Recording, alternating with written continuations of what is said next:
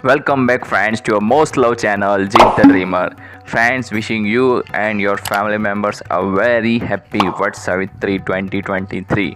So friends, as you know, हम always try करते हैं कि जो भी हमारे हिंदू धर्म में आने वाले फेस्टिवल्स होते हैं उसके सेलिब्रेशन के वीडियो हम आपसे शेयर करते हैं, और ये जो त्यौहार है उनके पीछे कौन सा इतिहास छिपा हुआ है हम वो भी कोशिश करते हैं कि हम वो आपसे शेयर कर पाए। ये देखिए फ्रेंड्स, भूमिका हमारे लिए पूजा करती हुई दिखाई दे रही है।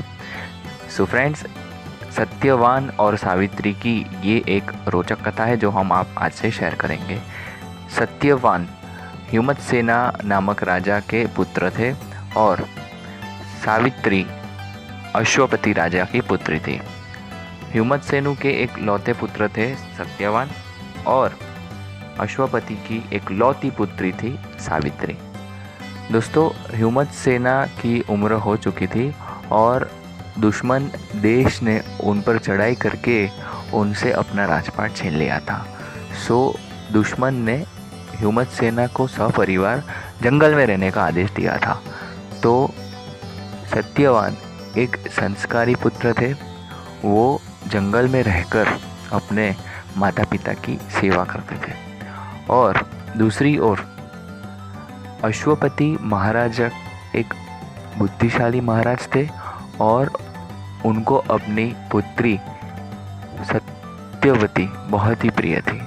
उन्होंने अपनी पुत्री को कहा था कि आपको जो भी चाहिता वर होगा उनसे आप शादी कर सकते हो। सत्यवती को पता चला कि जंगल में सत्यवान नामक एक अच्छा युवक रहता है, तो उन्होंने उनसे शादी की। सत्यवान और सावित्री का विवाहित जीवन अच्छे से चल रहा था। सत्यवती शंकर भगवान की आराधना करती थी और अपने लग्न जीवन में कोई बाधा ना आए ऐसा वो हमेशा ईश्वर को प्रार्थना करती रहती थी। ये तब की बात है जब सत्यवान और सावित्री एक बार बनियन ट्री यानी जो वट का वृक्ष, गुजराती में जिसे वड़नु झाड़ कहते हैं, वहाँ पे बैठे थे और नारद मुनि प्रकट हुए। नारद मुनि ने कहा कि आपके पति की आयु बहुत अल्प है, और नारद मुनि अदृश्य हो गए और यमराज वहाँ प्रकट हो गए, और यमराज तुरंत ही सत्यवान के प्राण हरकर अपने लोक की ओर प्रस्थान करने लगे।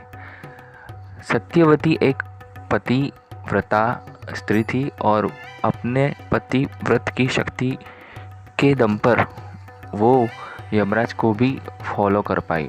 वो पीछे पीछे यमराज के पीछे चलती गई।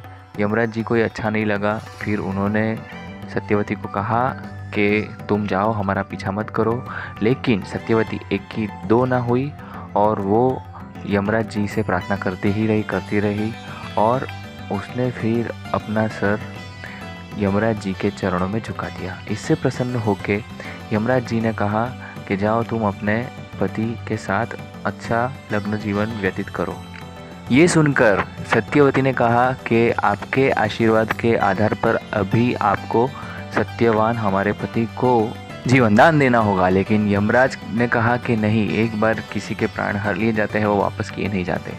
लेकिन सत्यवती एक से दो ना हुई। उन्होंने कहा कि नहीं, आपको अपने वचन का पालन करना पड़ेगा। फिर यमराज जी ने सत्यवती को कहा कि तुम कोई और वर मांगो। तो सत्यवती ने ये वर मांगा कि आप मुझे 100 पुत्रों का वर दीजिए, और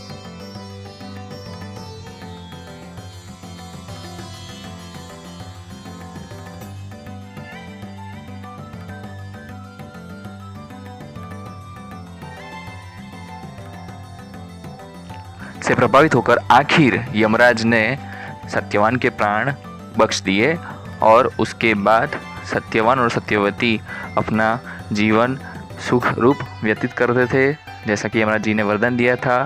सत्यवान सत्यवती को 100 पुत्र हुए, और जो सत्यवान थे उनका जो राज छीन गया था वो भी उनको वापस मिल गया। और उधर सत्यवती के पिता को भी पुत्र हुए और सभी सुख से रहने लगे। सो इस घटना की याद में आज भारत की या विश्व की सभी सौभाग्यवती महिला ये वट सावित्री का व्रत करती है।